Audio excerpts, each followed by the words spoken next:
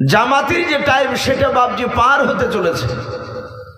হযরতে আবু বকর সিদ্দিক রাদিয়াল্লাহু তাআলা আনহু রাসূলুল্লাহর হুজরা খানার দিকে দরজার দিকে তাকাচ্ছেন, দরজা কেন খুলে আসছে না? আল্লাহ রসুলের সাহাবা আবু বকর সিদ্দিক রাদিয়াল্লাহু তাআলা আনহু ওমর ফারুক রাদিয়াল্লাহু তাআলা আনহুকে ডাক দিয়ে বললেন, ওগো আমার বন্ধু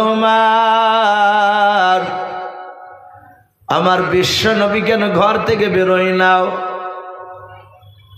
আল্লাহ রসুলের সাহাবারা মসজিদে নববীর বাপজি না বিশ্ব নবীজির ঘরের দরজার কাছে গিয়ে আল্লাহর নবীজির দরজার কাছে গিয়ে সালাম দিলেন, আসসালামু আলাইকা ইয়া রাসূলুল্লাহ ইয়া হাবিবাল্লাহ।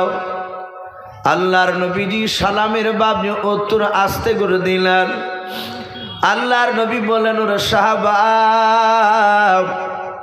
তোমরা সবাই মিলে ঘর ভিতরে প্রবেশ করো। আল্লাহর নবীজির বিবিগণকে বাপজি আড়ালে যেতে বলেন, পর্দায় চলে গেলেন। আমার বিশ্ব নবীজির বন্ধু আবু বকর ডাক দিয়ে বলেন, রাসূল আসরের নামাজের টাইম পার হতে চলল, হুজুর আপনি কেন নামাজ পড়াতে যাচ্ছেন না বলেন? আল্লাহর নবী বলেন, আবু বকর আমার মাথার যন্ত্রণা বেশি হয়েছে রে আবু বকর, আমি এখন জামাতে নামাজ পড়াতে পারবো না। হযরত উসমান গনি রাদিয়াল্লাহু তাআলা আনহু ডাক দিয়ে বলেন, হুজুর আপনি যেতে পারবেন না? বলে না।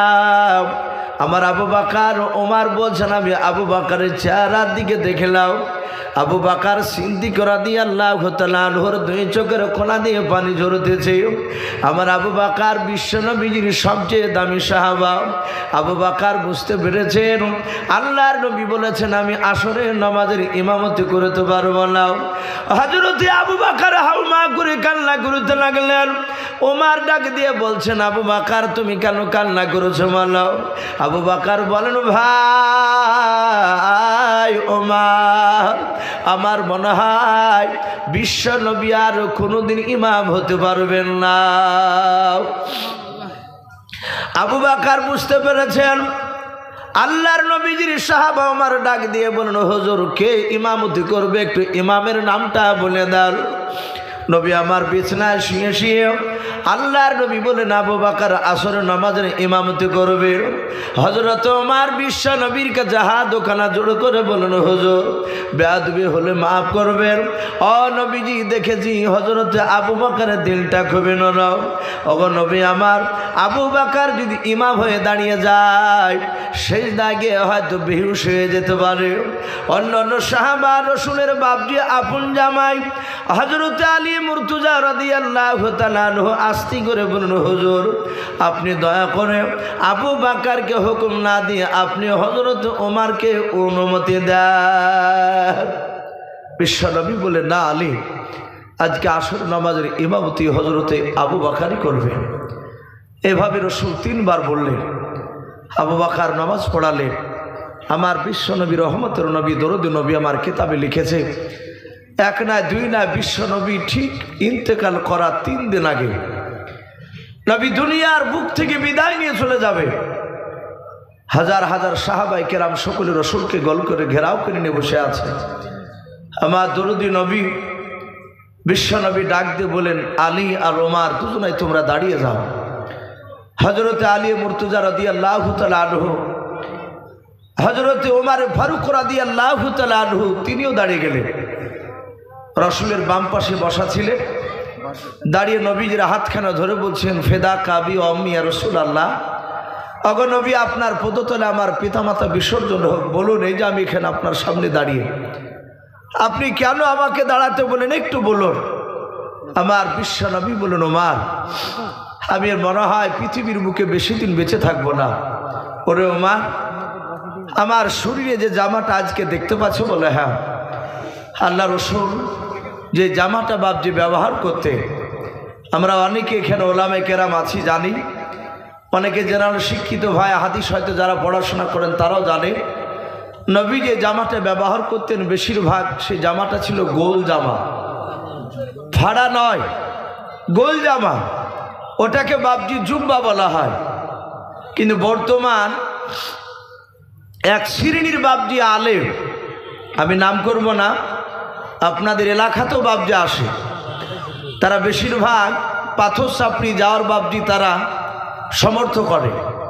তারাও বলে যে আমরা জুব্বা পরি, রাসূলুল্লাহ জুব্বা পরতো, কিন্তু তাদের জুব্বগুলো দেখে একটু আলাদা মনে হয়, গোল, কিন্তু বাবজি দেখা যাবে লাভ ছাপানো থাকে, হয় পিঠে না হলে বাবজি হাতে।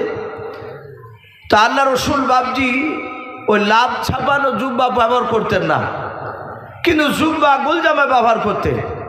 হ্যাঁ, তাই বলে কি ফাড়া জামা কাটা জামা জায়েজ নাই? নবী কাটা জামাও মাঝে মাঝে পরতেন, কিন্তু বেশিরভাগ রাসূলুল্লাহ গোল জামা ব্যবহার করতেন। তো নবী বললেন, ওমর, আমি ইন্তেকাল করার পরে আজকে যে জুব্বাটা জামাটা আমার দেখতে পাচ্ছ শরীরে, এই জুব্বাটা আমার ইন্তেকাল করার পর তোমার কাছে আমানত স্বরূপ রাখবা। বলুন আলহামদুলিল্লাহ। হযরত ওমর ফারুক রাদিয়াল্লাহু তাআলা আনহু তিনি বিরাট আনন্দিত যে আমার বিশ্ব নবীজির জুব্বা আমি পেয়েছি। সাহাবারা রাসূলুল্লাহর পা থেকে মাথা পর্যন্ত তারা নিজ চোখে দেখেছিলেন। হাদিসে এসেছে নবীর পা থেকে মাথা পর্যন্ত গোটা শরীরখানা বরকতময় ছিল। বলুন আলহামদুলিল্লাহ। সাহাবারা বলেন, আমরা রাসূলুল্লাহকে দেখতাম নবীজি শরীর থেকে ঘাম বের হতো, তো মুখ তার দানা ঝরতো, তাই মনে হতো। সাহাবারা অনেক সময় শিশিতে আপনার ভরে রাখতো ঘামকে, আতরের মতো বাবজি ব্যবহার করত। আল্লাহ রসুলের এত বরকত গোটা শরীরখানা। সাহাবারা বলছেন এক যুদ্ধের ময়দানে গিয়েছে, আমাদের চামড়ার মুশুকে পানি নেই। নবীকে বললাম, হুজুর ওই মরুভূমির ময়দানে কোথাও পানি পেলাম না। বিশ্বনবী বলেন, পানি পেলে না? বলে না। বলে তোমাদের কষ্ট হচ্ছে বুঝি? বলে হুজুর আমাদের খুব কষ্ট হচ্ছে, আমরা চরম পিপাসিত অবস্থায় আছি। আল্লাহ রসুল এভাবে হাতখানা এভাবে শাট করলেন, শাট করে বলেন, সাহাবারা এসো, আমি তোমাদের রসুল, আমার এই হাতের ভিতর থেকে পানি বেরোবে, সে পানি তোমরা নিয়ে পান করবা। আল্লাহ রসুল এইভাবে চামড়ার মুশুকের উপর হাত দিলে সাহাবারা বলছেন, খুদার কসম করে বলে আমরা দেখলাম নবীজির দুই আঙ্গুলের ফাঁক দিয়ে ঝরঝর করে পানি ঝরতে লাগলো। বলুন আলহামদুলিল্লাহ। ওনারা বলেন যে আমরা ওই পানি ব্যবহার করলাম, এত বরকতময়, এত সুস্বাদু পানি, এর পূর্বে আমরা ওই ধরনের অত সুন্দর পানি আর পান করি নাই। বলুন আলহামদুলিল্লাহ। তো নবী আবার পুরা বরকতময় সেই নবীর জুব্বা হযরত ওমর, তিনাকে রাসূলুল্লাহ বলেন, এই জুব্বাটা তুমি আমার কাছে রাখবা।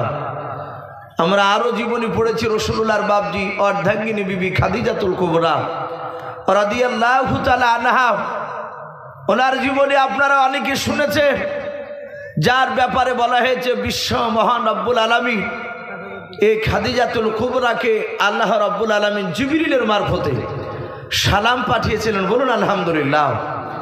যেই মেয়েটাকে বাবজি স্বয়ং আল্লাহ সালাম পাঠায়, সেই মেয়েটা জাহান্নামে যেতে পারে? কথা বলে।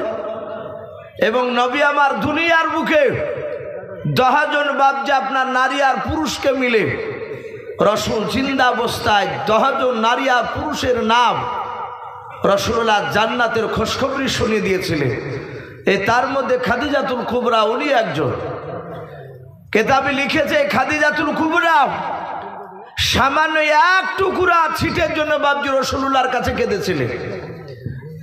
ওনার জীবনীতে এসেছে নবী আমার রজব মাসে বাবজি মেরাজ থেকে ফিরে আসার পরে, যেমন আপনাদের মসজিদ রাসূলুল্লাহর মক্কার মসজিদে হিজরত করার আগেই রাসূলুল্লাহ মেরাজে গিয়েছিলেন। কে বলেছেন 49 বছর বয়স নবীজি, কে বলেছেন না 51 বছর বয়সে নবী আমার ওই মেরাজে গিয়েছিলেন।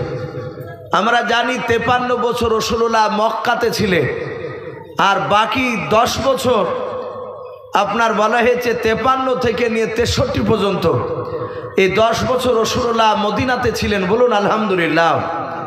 তাহলে এখানে বাবজি ওনার বয়স অনুযায়ী বুঝতে পারা যাচ্ছে মেরাজের ঘটনা মদিনাতে নয়, মক্কাতে থাকতেই ঘটেছিল। তো নবী আমার মেরাজ থেকে ফিরে এসে সাহাবাদের সামনে সকালবেলা বয়ান করেছিলেন। সাহাবাদের কাছ থেকে আলোচনা করে রাসূলুল্লাহ সুজা তার বিবি অর্ধাঙ্গিনী খাদিজাতুল কুবরার কাছে গেলেন, যে খাদিজাকে ডাক দিয়ে বলেন, খাদিজা শোনো, খাদিজা ছুটে আসেন, বলো হুজুর বলুন। বলে আমি গত রাত্রিতে আমি আর আজিমে গিয়েছিলাম আল্লাহর সাথে দেখা করতে। আমি ওখানে যাওয়ার পর আমি জান্নাত জাহান্নাম সব দেখে এসেছি। ওগো খাদিজাতুল কুবরা, আমি জাহান্নামে গিয়ে দেখলাম পুরুষের তুলনামূলক বেশি নারীরা জাহান্নামের আগুনে তাদেরকে শাস্তি দেওয়া হয়েছে, তারা অনেক আযাবে গ্রেফতার হয়ে আছে। হে আমার খাদিজা, তুমি ভেবো না যে আমার স্বামী পয়গম্বর রাসূল বলে হয়তো কবরে আমার কোনো আযাব হবে না।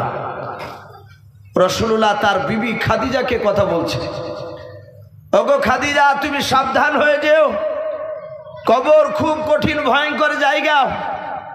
কবর যে পাশ করতে পারবে সে সব জায়গায় পাশ করে যাবে, আর কবর যে পাশ করতে পারবে না সে সব জায়গায় ফেল হয়ে যাবে। আমার বিশ্বনবী শুধু এতটুকু কথা খাদিজাকে বললে, নবী আমার ওখান থেকে বলে আবার মসজিদে গিয়েছে।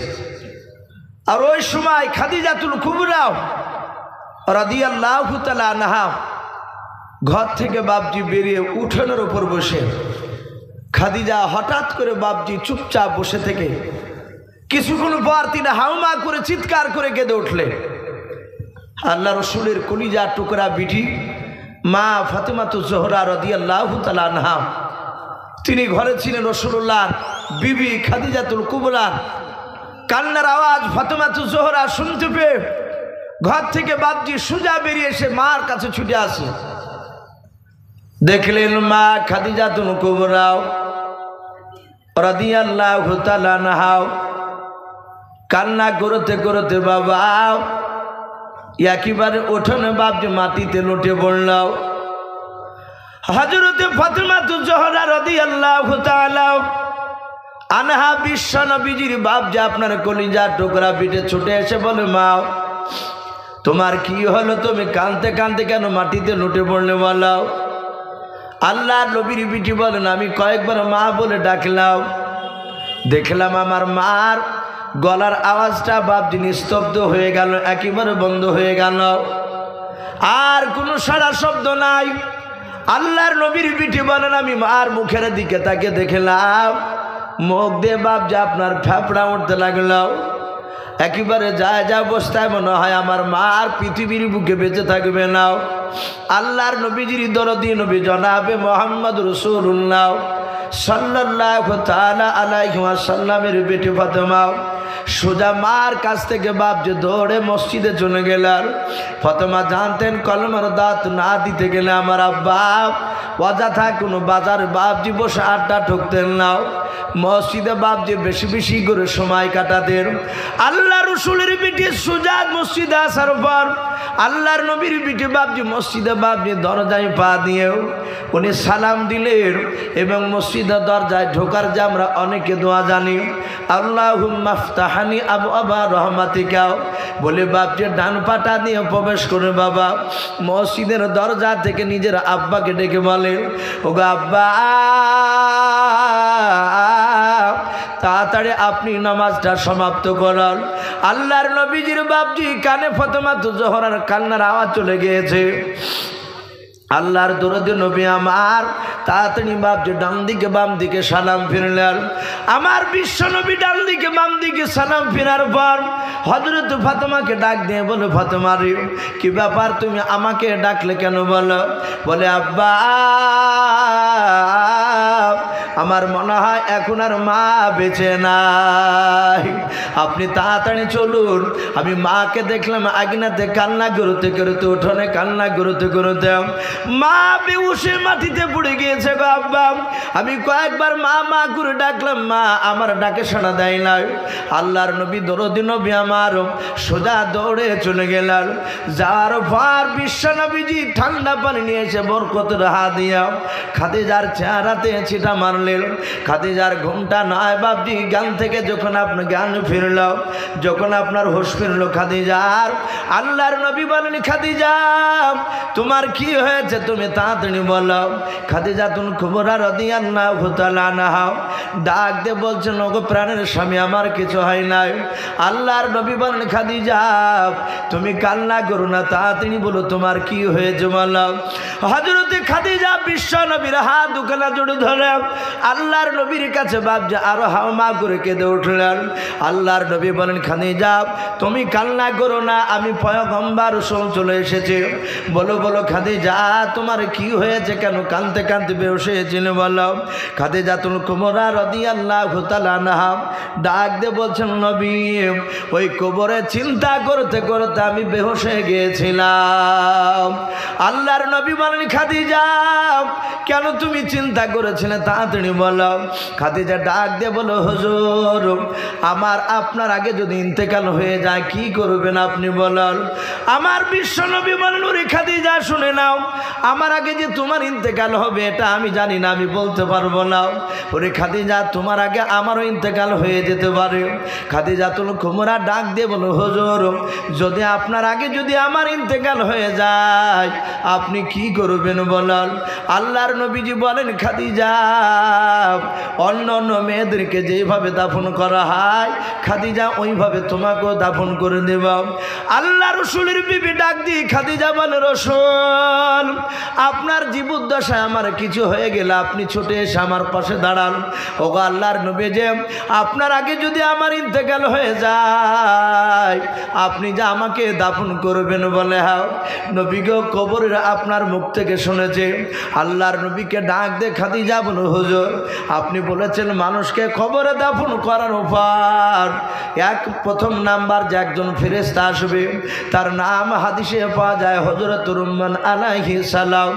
ওই ফেরেশতা মাইয়াতের কাছে এসে বলবে, বান্দা যদি মেয়ে ছেলে হয় তাহলে বলবে, ওগো বান্দে তাড়াতাড়ি তোমার ভালো মন্দ যা করেছে জীবনে সব তুমি লিখাও, তোমার আমল নামাখানা লিখো।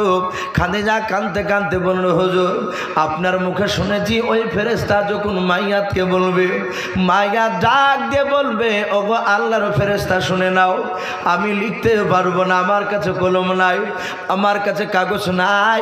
বিশ্বনবী বলেন, ওগো খাদিজা আমি বলেছি সেইগুলো তোমার মনে আছে বলে। হ্যাঁ।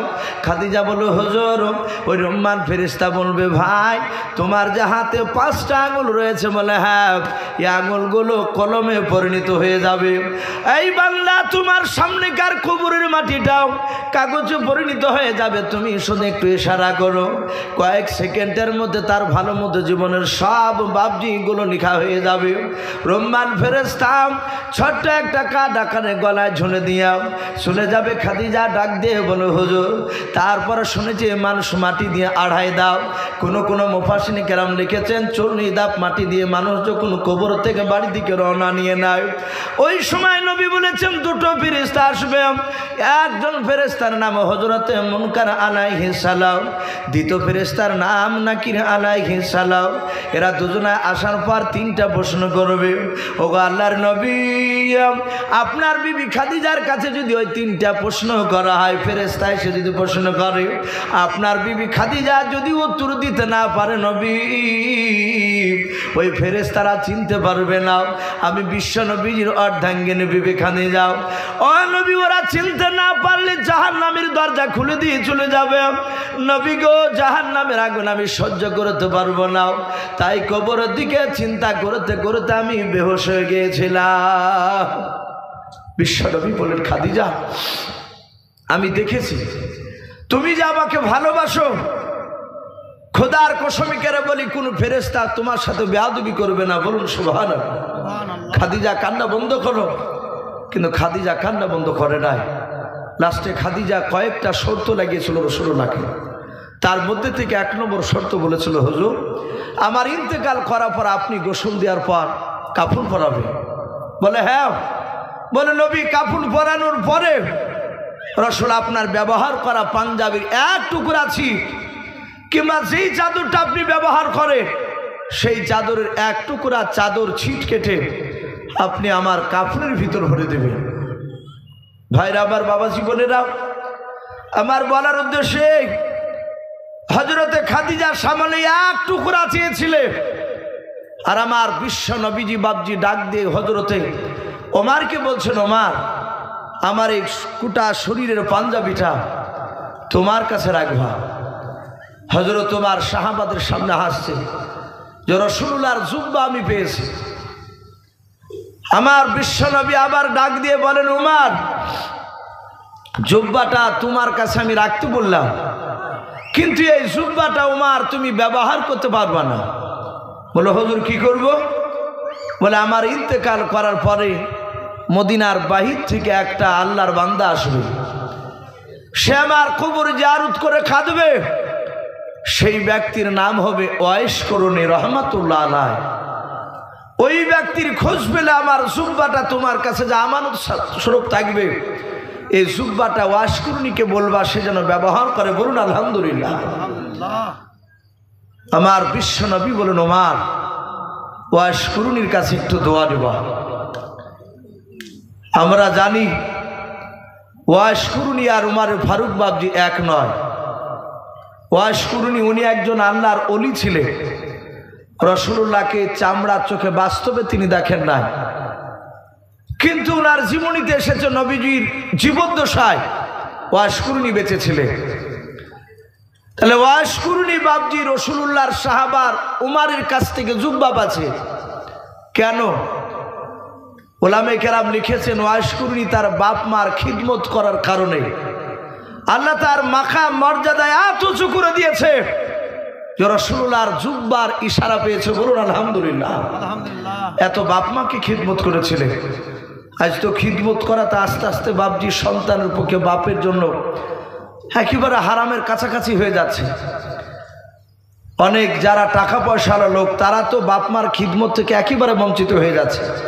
কিছু মনে করবেন না, টাকা হয়ে গেলেই বলছে আর গ্রামে থাকলে ছেলে মেয়ে মানুষ করা যাবে না বলে শহরে চলে যাচ্ছে বাজারে। আর বাজারে যখন যাচ্ছে দেখবেন ছেলে মেয়ে বিবি নিয়ে যাচ্ছে, কিন্তু বাপ মাকে নিয়ে যায় না। সে বাপ মা থাকে মাঠে খাটা ছেলেটার কাছে, গরিব মানুষ। ওই ভদ্রলোক সে বেটা গিয়েছে, দেখা যাবে ঈদে ঈদে কুটুমের মতো বেড়াতে আসবে, কিন্তু বাপজি এই যে চলে যাচ্ছে, এরা ভালো কাজ করছে না, বাপ মার খিদমত থেকে বঞ্চিত হয়ে যাচ্ছে। সে যত বড়ই আল্লাহওয়ালা দেখায়, আমার মনে হয় না যে বাপজি তার বাপ তার জন্য বাপজি সুন্দর দোয়া দিবে। অনেক বাপ মা কষ্ট পায়, খেতে পায় না। আর যদিও বাপজি গ্রামে থাকছে, দেখা যাচ্ছে একটা ছেলেতে বাপজি যখনই দেখছে আরো 3টে ভাই তার, সেই ভাইদের স্ত্রীরা বলছে তুমি একাই দেখবা কেন? ওরা তো জন্ম নিয়েছে, ওদেরও দেখা দরকার আছে, জমি জায়গার ভাগ সবাই সমান নিবে, আর আমরাই কেন একাই দেখবো? বেশি রোগ হয়েছে বাপকে তাকাতাকি করে বাপজি কেউ ডাক্তারখানায় নিয়ে যাচ্ছেন, এরকম অনেক দেখতে পাওয়া যাচ্ছে। হযরতে বিশ্বনবী ওমরকে বললেন সে ওয়াইস করুনি কি দিবা? আল্লাহ রসুলের জামানায় সে তার বাপ মার খিদমত করেছিল। ভাই ওমর ওয়াইস করুনির কাছে দোয়া চাইলে, আমরা দোয়া মানুষের কাছে চাই, চাচা মাস্টারমশাই ইমাম সাহেব দোয়া করে, সব সময় যে হাত তুলে দোয়া করতে হবে তার কোনো মানে নেই। আমরা অনেক সময় দোয়া চাইলে বলি ফি আমানিল্লাহ, বলি না আরবিতে কথাটা? এটাও যদি মানুষের না জানা থাকে এতটুকু বলি যে আল্লাহ তোকে বড় করুক, ভালো করুক, আল্লাহ তোকে হেফাজত করুক। এগুলো সব দোয়া, এগুলোকে দোয়া বলা হয়। হ্যাঁ, কিন্তু ফি আমানিল্লাহ শব্দটা বলে বেশি নাকি ভাবে, এটা আরবি ভাষা, এটা রাসূলুল্লাহর জবানের কথা। তো হযরত ওমর যে বাপজি ওয়াইস করুনির কাছে বাপজি আসলে দোয়ার ব্যাপারে, আচ্ছা ওয়াইস করুনি বড় না ওমর ফারুক বড়? একটু কথা বলুন তো। অনেকে চিন্তা পড়ে গেছে, ওয়াইস করুনির মতো বাপজি হাজার হাজার ওয়াইস করুনি একদিকে যদি হয়, ওমরের সমতুল্য হবে না। বলুন আলহামদুলিল্লাহ। ওমর এত বড় দামি সাহাবা। আমার বিশ্বনবী বলে যে আমার পরে আর নবী রসুল আসবে না। আল্লাহ কোরআনে রসুলকে পাঠিয়ে দিয়ে বলেছেন খাতামান নবিয়্যিন, আমি নবুয়তের দরজায় তালা মেরে দিয়েছি, কিয়ামত পর্যন্ত আর নবী আসবে না। কিন্তু নবী বলেছেন আমার পরে যদি আল্লাহ কাউকে নবী রসুল করে দিতে পাঠাতে, নবী বলছেন আমার সাহাবার মধ্যে থেকে হযরত ওমর তিনি নবী রাসূল হওয়ার যোগ্য ছিলেন। বলুন আলহামদুলিল্লাহ। আমার বিশ্ব নবী ওমরের নাম করলেন। আচ্ছা বলেন, ওমরের চেয়েও কি আবু বকর দামি সাহাবা ছিলেন না? হাজার হাজার গুণ বাবজি দামি ছিলেন, অথচ কিন্তু বাবজি আবু বকরের নামটা বলেন নাই, নাম বলেছেন ওমরের। কেন বলেন? বিশ্বনবী বলেন আমি ওমরের মধ্যে আমি নবুয়তি মেজাজ দেখেছিলাম। বলুন আলহামদুলিল্লাহ। যেই মেজাজটা আমি আবু বকরের মধ্যে দেখি নাই। ভাইরা আমার, বাবা জীবনেরা, হযরত ওমর ফারুক রাদিয়াল্লাহু তাআলা আনহুর মধ্যে নবুয়তি মেজাজ, অনেক কথা বাবজি এসেছে। কেতাবে লিখেছে হযরত ওমর অর্ধেকটা পৃথিবীর একাই বাদশা ছিলেন। বলুন আলহামদুলিল্লাহ। গোটা পৃথিবীর মধ্যে অর্ধেকটা পৃথিবীর বাদশা। এ ওমর যেদিন বাবজি বাদশাহী পেলে মসজিদে নববীতে বাবজি সেখানে দাঁড়িয়ে শপথ গ্রহণ করেছিলেন। মসজিদে নববীতে সেই সময় আরবের পার্লামেন্ট ছিল। সেই জায়গায় দাঁড়িয়ে ওমর ডাক দিয়ে বলেছিলেন, বন্ধুরা, আজ তোমাদের দোয়ায় আল্লাহ রাব্বুল আলামিন আমাকে এই জায়গায় বসিয়েছে। আমি তোমাদের বাদশাহ। শুনে নাও, দেশ চালাতে গিয়ে যদি ওমরের ভুল হয়ে যায় তাহলে ওমরের হাতখানা ধরে, কলারখানা ধরে ওমরকে বলবা যে বাদশাহ নামদার, এটা আপনার ভুল হয়েছে। যদি ওমর সংশোধন করে নেয় তাহলে আলহামদুলিল্লাহ। ভুল যদি সংশোধন করে নেয়, আর যদি ওমর ভুলটা সংশোধন না করে তাহলে ওমরের গলায় ধাক্কা দিয়ে এই মসনাদ থেকে নামিয়ে দেবা, বাদশাহী থেকে নামিয়ে দেবা। আচ্ছা, আমাদের এলাকার নেতা এরকম কথা বলা, যদি বাধা দিতে যান, প্রতিবাদ করতে গেলে হয় হিন্দু হলে শ্মশান ঘাটে, আর মুসলমান হলে কবরে যেতে হবে আপনাকে। কিন্তু হযরত ওমর তিনি বাদশাহ হওয়ার পর এই কথা বললে, কেতাবে লিখেছে 14 দিন চলছে তার রানিং বাদশাহী চালা। 14 দিন হয়েছে মাত্র বাদশাহ পাওয়া।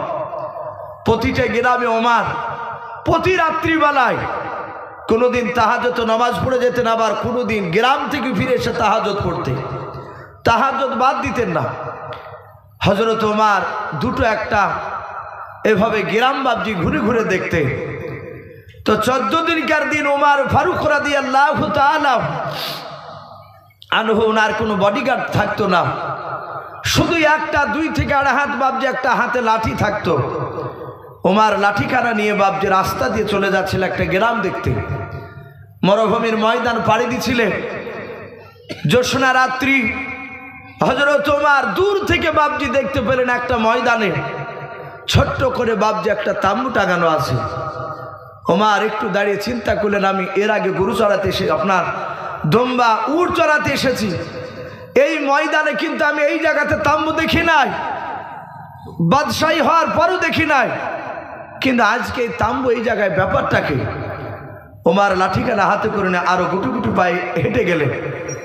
যত কাছে যাচ্ছেন দেখছেন বাবজি একেবারে কাছাকাছি গিয়ে একটা লোক 3টে পাথরকে উঁচু করে একটা কাঠ ভরে দিয়ে বারবার ফু দিয়ে আগুন ধরানোর চেষ্টা করছে, কিন্তু কাঠটা আগুন ধরছে না, শুধু ধোঁয়া আছে, ধোঁয়া বের হচ্ছে। অপর একটা হাড়ি দেওয়া আছে পাথরের ওপরে। ওমর আরেকটু কাছে গিয়ে দেখলে ওই রান্না করছে যে লোকটা, তার পাশে মরুভূমির বালিতে বাবজি পাটি পাড়া নাই, বস্তা পাড়া নাই, মরুভূমির বালিতে ধুলোতে 3টে বাচ্চা ছিল এইভাবে গালে হাত দিয়ে তারা ঘুমিয়ে আছে। ওমর তাকে দেখলেন, কাছে গিয়ে তাদের 2 চোখের কোনা দিয়ে চোখের পানি পড়েছে, দাগ বইয়া বসে আছে। ওমর লোকটার কাছে গিয়ে বলছেন, ভাই এখানে তো তাম্বু ছিল না। কথা বলতে বলতে হঠাৎ উমরের কানে তাম্বুর ভিতর থেকে আওয়াজ বেরিয়ে আসছে, একটা মহিলা কান্না করছে, সে থেকে থেকে চিৎকার করছে। ওমর বলল, ভাই ওই তাম্বুর ভিতরে কে? আর তুমি এখানে কি করছো? এখানে তো তাম্বু ছিল না। এই যুবক, তুমি এখানে কি করে বললো? ওমরের দিকে বাবজি লোকটা তাকে ওমরকে চিনতে পারে না। সে লোকটা ভেবেছে মনে হয় এ কোনো ডাকাত হতে পারে, আর ডাকাতের কাছে, মস্তানদের কাছে যত ভয় করবেন তত আপনাকে আপনাকে আরো কষ্ট দেবে। ওমরে ফারুককে বলছেন, ওই লোকটা ডাকতে বলছে, এই আমি যেই হই না কেন, যা তুমি যেখানে যাচ্ছ সেখানে চলে যাও। ওমরকে যত বাপজি গরম করছে, ওমর তত নরম হচ্ছে। বলুন আলহামদুলিল্লাহ। ইমানদারদের সবচেয়ে বড় স্বভাব হচ্ছে নরম হওয়া। কিন্তু যখন তারা অন্যায় দেখবে তখন বাপজি তারা রেগে যাবে। হযরত ওমর তিনি এত মেজাজি ছিলেন, অথচ ওমর মেজাজ শেখানো হয় না। ওমর জীবনীতে এসেছে মানুষ ওমরের ভয়ে মদ খাওয়া বন্ধ করে দিয়েছিল। এমনকি একটা যুবক রাত্রিবেলায় মদের বোতল নিয়ে যাচ্ছিল, লুকিয়ে যাচ্ছিল, কিন্তু ওমরের সামনে পড়ে গিয়েছে। ওমর যুবকটাকে ডাক দিয়ে বলে, এই যুবক, আমি মদের বোতল, মদ খেতে বারণ করি নাই? এটা রাসূলুল্লাহ নিষেধ করেছেন, খাওয়া যাবে না। তোমার বোতলে কি? যুবকটা ওমরের ভয়ে আল্লাহর কাছে সাদা হাতে তওবা করে বলেছিল, আল্লাহ উমার হাত থেকে আজকের মতো বাঁচায়, আর জিন্দেগিতে মদ খাবো না। ওমরের সামনে যুবকটা মিথ্যে করে বললে ভয়ে থরথর করে কাঁপতে কাঁপতে